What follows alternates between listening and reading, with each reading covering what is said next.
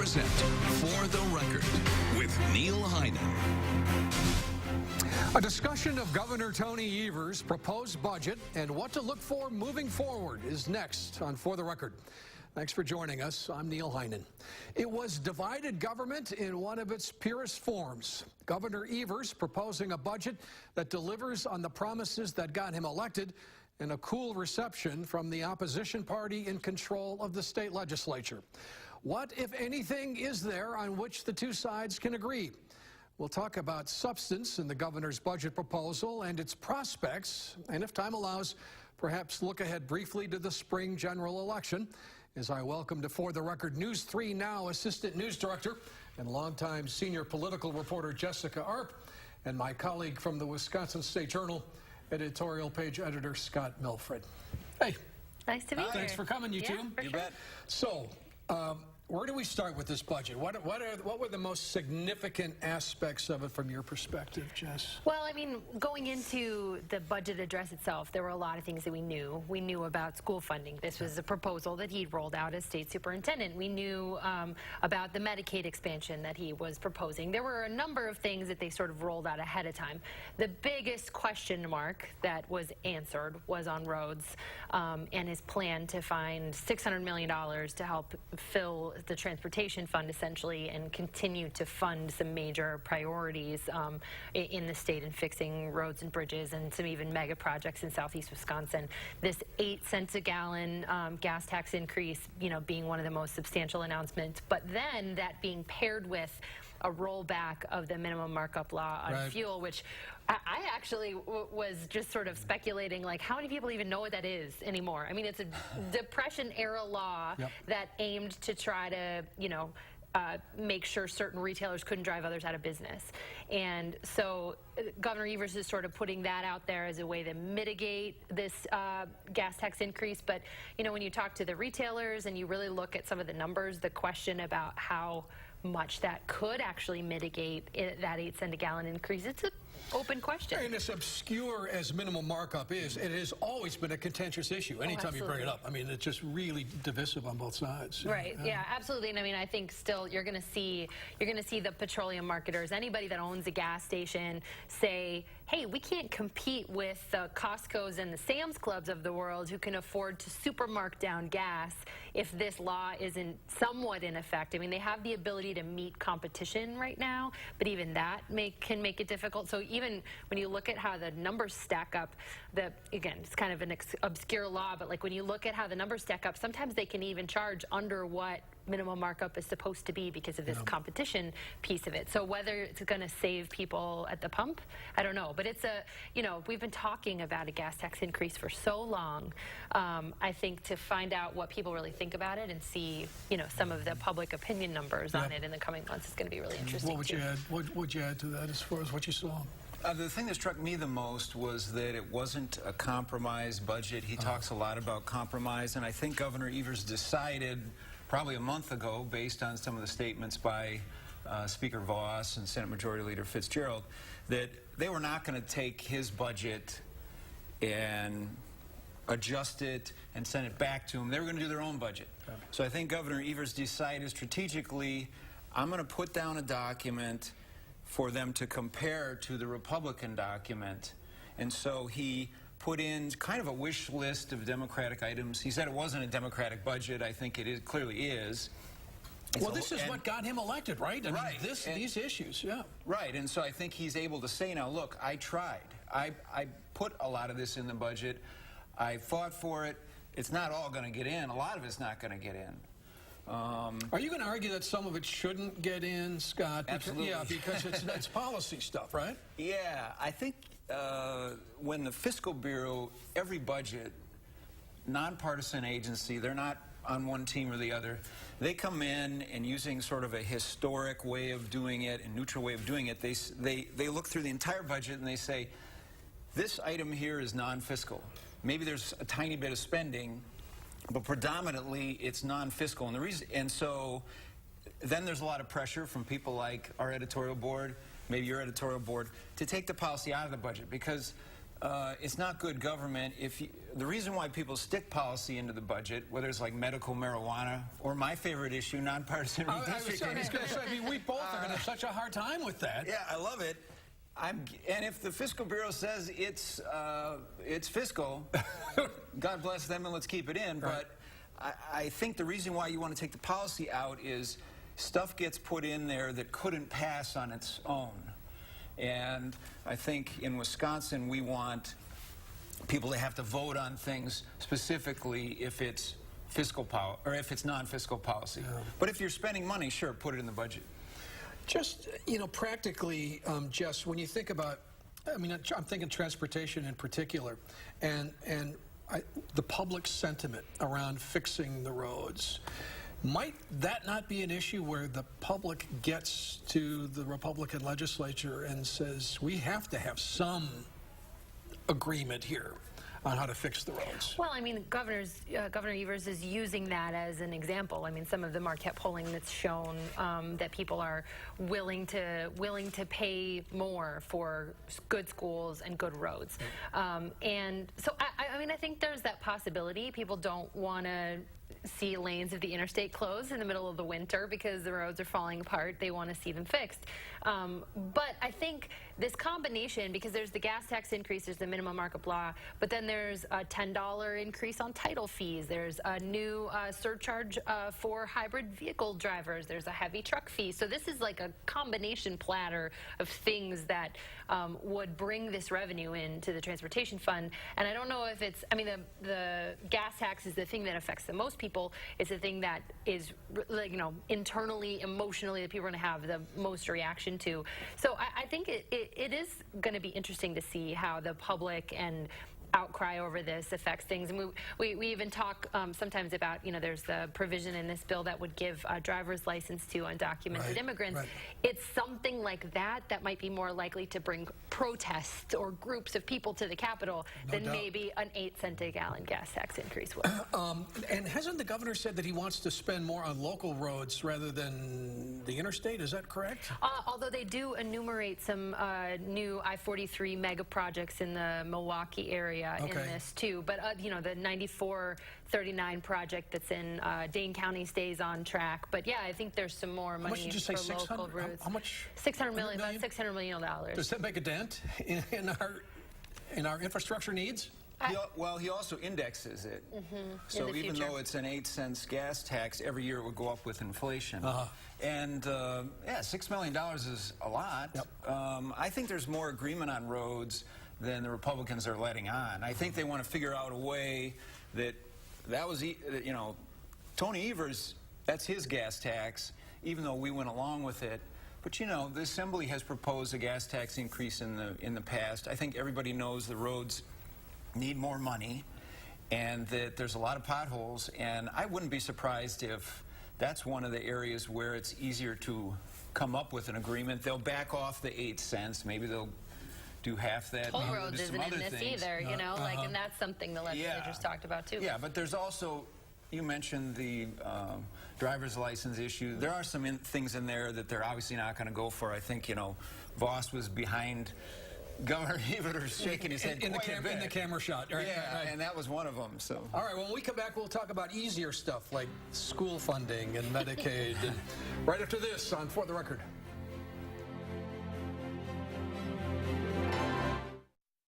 For the Record, sponsored by MG&E, your community energy company. For 2 decades, News 3 Now and Channel 3000 have paid tribute to top-notch teachers nominated by our viewers. Every month, we spotlight and salute an area teacher, and we want to hear about your favorite. If you know a teacher who deserves to be recognized as a top-notch teacher, send us a letter, an email, or nominate a teacher at channel3000.com. Top-notch teachers, sponsored by Lazy Boy Home Furnishings and Decor. 5,000 years of Chinese music and dance in one night. Incredible, groundbreaking, a cultural phenomenon. A must-see. Shen Yun.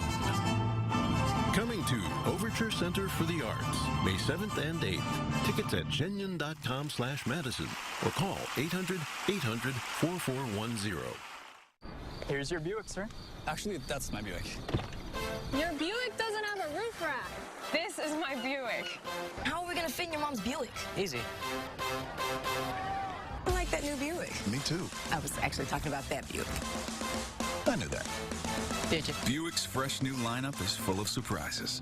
Get 16% below MSRP plus 1,000 auto show purchase bonus cash on most 2019 Encore models. For attractive offers, visit these Buick dealers today. Menards is our go-to store when we update our house. We're adding new lights, and seeing all the latest styles in person at Menards was a huge help. The selection was amazing, and we found Patriot lighting fixtures for our whole house. Now that the updates are done, we're so happy with the final touches that Patriot lighting adds to our home. Enjoy exquisite elegance and superior craftsmanship with Patriot lighting, available at Menards. Get 11% off everything, including Patriot lighting at Menards. I'm back with News 3 Now. Assistant News Director Jessica Arp and Scott Milfred, the editorial page editor of the Wisconsin State Journal. We are dissecting Governor Tony Evers' proposed budget. We will begin to dissect the Republican response to that in a minute. But as difficult as minimum markup is, the school funding formula is no easier to explain. And it is also a biennially included item in budgets. But it's really, really important, and it's another thing that the governor, can you help us understand it? Gosh, Jessica? it's a hard thing to understand. I think, you know, most people understand, especially if you get a property tax bill, that the property taxes are what pay for schools in Wisconsin. That money goes in, and then it is redistributed to school districts. But then, of course, the state has a portion of money that they pay as well. The way they're trying to restructure the formula is to try to account for things that create disparities in how schools are funded. Instead of just enrollment. Right. Instead of this dollar amount is attached to this student, accounting for in a community that there might be more lower income people. So property tax wise, it may be more difficult for that community to pay for schools in other ways. So there are pieces like that. There are also pieces like the sort of redistributing where tax credits go. So like if you get a property tax bill and you see first dollar tax credit and the lottery tax credit, this is going to instead send that money into the school instead of into your property tax bill, and then hopefully the school would pull your property tax amounts down to account for the new money that they would get. So it's trying to rework this. I mean, the key part of Evers' plan that he says is supposed to really make this work is there's a hold harmless provision in here saying no school would get any less money than they currently get now, so that no one would be hurt by this, but that schools would only benefit and it would sort of shake out in the future. It's a really hard thing for people to understand, and while we've seen different amounts of school funding proposed, I don't know that we've seen an actual full-on overhaul of the formula in, gosh, you know, years. And so I think that's something Republicans have talked about having an appetite for. They created a special committee in the last few years to help look at the school funding formula to try to change things. So that might be an area of agreement, something that they mentioned after the address that might be a place that they could find some common ground. But it's so hard, and you know, there's not many more important things to a legislator's individual district than the success of their local school district. Local. Right. Yeah, and Governor Evers wants to put more money to schools that have more kids who are low income. Right. But a lot of Republicans will read that as that's more money for Milwaukee, that's maybe more money for Madison, that's not more money from my district. But in some cases it may be. A lot of times in this discussion what they do, again, the Fiscal Bureau, they wait for the Fiscal Bureau to run the numbers, and then the lawmakers go and they look at their school district, and depending on that, they're either for it or against it. I think free and reduced lunch is up in so many districts throughout the northern part of the state, even in some suburbs. You're seeing those numbers go up. And for Republicans, this also ties into Evers' proposals to look at freezing voucher schools and some of the school choice conversations. I mean, the increases that he puts in this budget per pupil also do apply to any of the students that are on school vouchers to opt out to go to a private school. So that's good news for them, but he does freeze the program and not allow for further expansion, which is something they're saying is just not a good idea. If I'm right, Scott, the public sentiment for accepting federal Medicaid money is greater than what the Republican majority would suggest. Is that not too an area where public sentiment might play a pretty important role here? I think so, and you've heard Senate Majority Leader at least hedge a bit in the past on maybe taking that money. I mean, the tough thing for Republicans is it's associated with Obamacare, and they're supposed to be against that. So if you take the money, maybe your base doesn't like that. The tough thing is if you don't take, what is it, $300 million or something like that from the federal government for health care, if they don't take that money and they're doing their own budget, well, where do they got to come up with some more money. And then that means cutting some maybe programs that are popular or raising taxes. They don't want to do that. So I do think there's going to be a push on that. Whether that can get through the Senate or the Assembly, I don't know. Right. What is the chance, Scott, that some of these issues might not show up in the Republican budget in a different form with different numbers, perhaps, so that the Republicans say, this is our proposal, but might lead to some compromise? And the reason I say that is this is an issue that the State Journal did a lot of reporting on. Homelessness. We've seen some Republican initiatives that really address some of the homelessness issues that hadn't been addressed before. Yeah, in fact, as I was watching the speech, and Governor Evers said, not only am I going to fund all the programs for homelessness that the commission that the Republicans created came up with, but I'm going to chair it. And Jim Steineke, the Assembly Majority Leader, Republican, I noticed he was applauding pretty loudly on that. That's an area where they're definitely going to agree on, is helping more people who don't have secure places to stay at night. Most of them actually kids who are in school, little kids. The Republicans are on that issue. So moving forward, the question to me, the big question on compromise is going to be at what point, so they put out their budget, they put it through finance, and there's Governor Evers sitting there with a still very powerful veto pen. Are they going to cut some deals, put some things back in that the governor wants for some veto assurances, or do they just give them their budget and see what happens? I have to think they'd be nervous about doing that just because he could line so many things. I think, too, that, I mean, you know, what we've seen when there has been some divided government in the past, at least the budgets that I've covered going back to 05 or 07, is that you have a divided legislature even. So you don't have, you had at least, in 2007 at least, you had the Democrats in control of the state Senate. So they had to actually come to an agreement in the conference committee before they ever got this to the governor. So this, what Scott's talking about, is exactly right. The document that they send to Governor Evers, which is going to be complete, is, he's going to like it or is he's going to not. And so they're going to have to make those compromises ahead of time. And I've got a feeling there's going to be a lot of backroom, closed-door meetings discussing that. This may very well be dependent on whether or not redistricting reform becomes a reality. But are there members of the Assembly in particular who are looking at 2 years from now and might be concerned, about their races and might put a little more pressure on leadership this time around that they wouldn't have otherwise? Yeah, and if you're in the Assembly in particular, you're looking ahead to 2 years and you're maybe thinking, is Trump in trouble? Yep. Is this a wave election again of some sort for the left?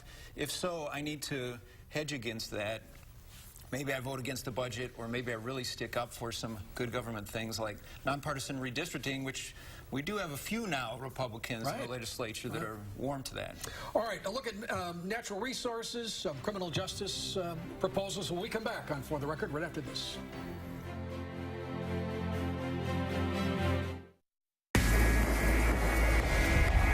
There's a splash of surprise in every Wisconsin Lottery scratch game.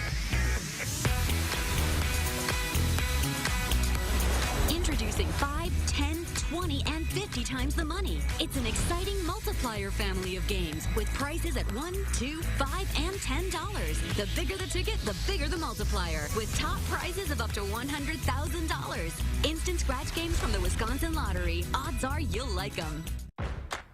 From the family car to the family cat, it's everything needs some TLC season at Fleet Farm. Hurry in to save on items like our solar salt. 40-pound bags, just $3.99. American-made Starfire Solaris AS tires, starting at $39.99 each. Our chocolates and yogurt candies, 1-pound bags, are 2 for $6. And Meow Mix Original or Purina Kitten Caboodle cat food, 30 pounds, $18.99. Fleet Farm is built for every season. Fleet Farm, built for real life.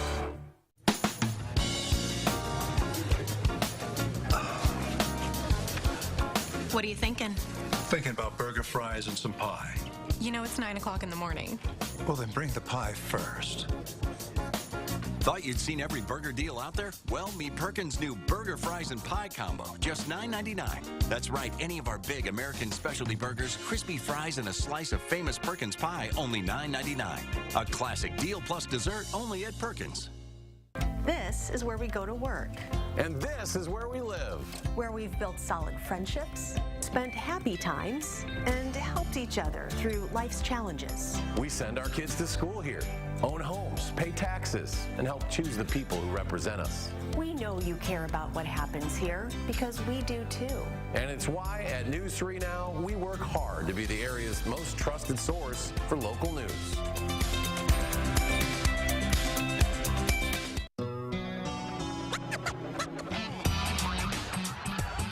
It up with MASH. Sunday night at 10:35 on News 3 Now.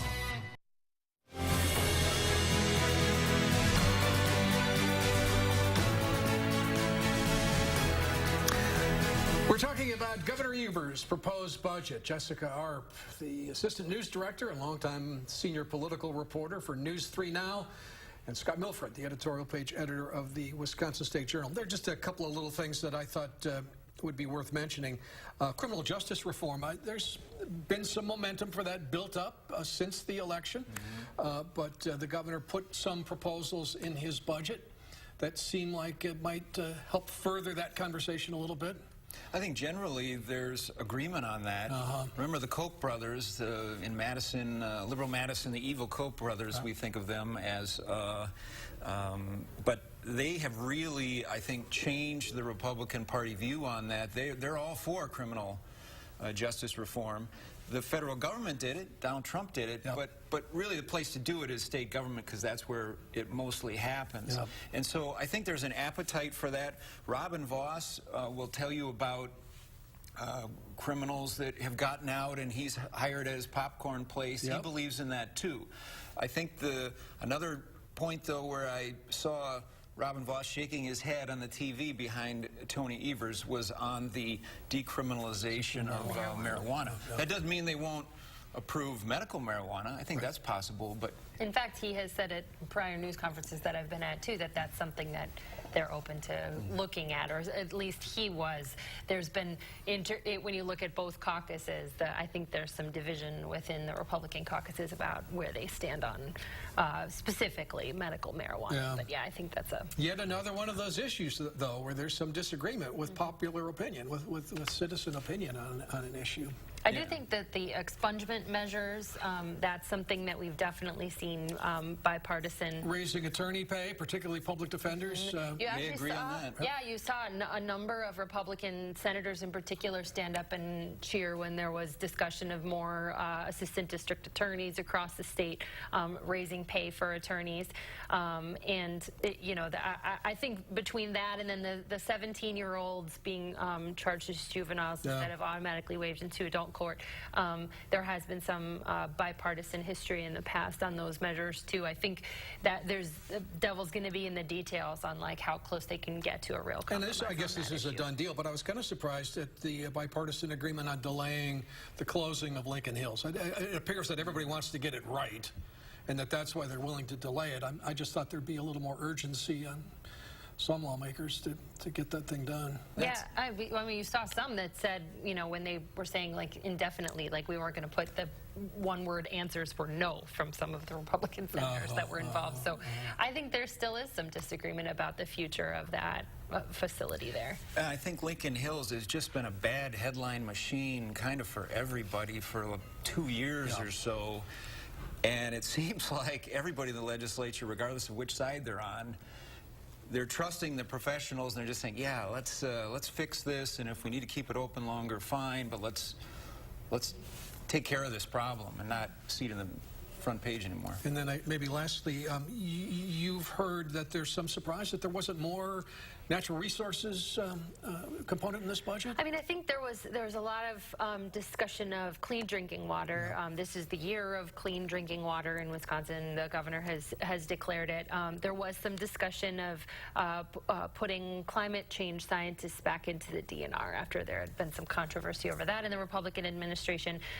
There's some money included in here that's sort of for the Madison interested audience about looking at the contaminants in the soil from using the fire suppression materials at TRUACS, PFAS, so the acronym that many know it as. So there's some money in there for that. They're looking at mitigating some of those things, but this wasn't a super expansive. There's nothing changing in state parks, or there's nothing about chronic wasting disease or anything related to deer management that we're aware of. So it's not a really far-ranging, you know. 30 seconds. June 31st is the deadline. Did they make it?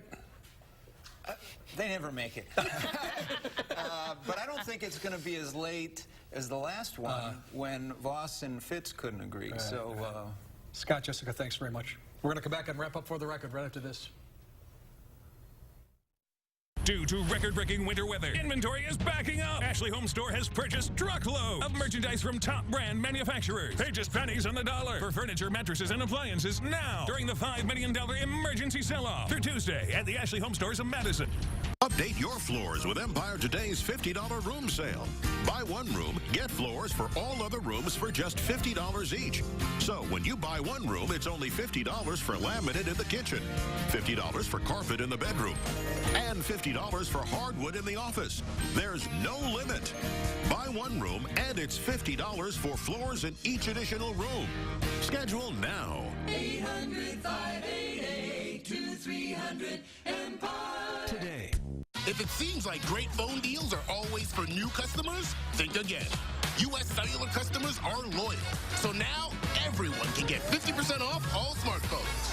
Because at some point, everyone needs a new phone. So it's a great time to be our customer. Or to switch to U.S. Cellular. Because everyone can get 50% off all smartphones, no trade-in required. Chief Judge Lisa Neubauer, recognized for her fair, impartial, independent voice on our court, endorsed by more than 300 judges, district attorneys, and law enforcement officers, protecting women and children from abusers and keeping the community safe. I'm a mom with a 30-year legal career serving the people of Wisconsin. As Chief Judge, I've made sure that victims and families receive justice, and that's what I'll keep doing on the Supreme Court. The $5 million emergency store-wide sell-off is through Tuesday at Ashley Home Store. Save at least 40% and up to 60% off furniture and mattresses. 8 pennies on the dollar for top brand appliances. Hurry! These deals won't last through Tuesday only at the Ashley Home Stores of Madison. My thanks to Jessica Arp and Scott Milfred, and to you for joining us. We'll see you next week on For the Record.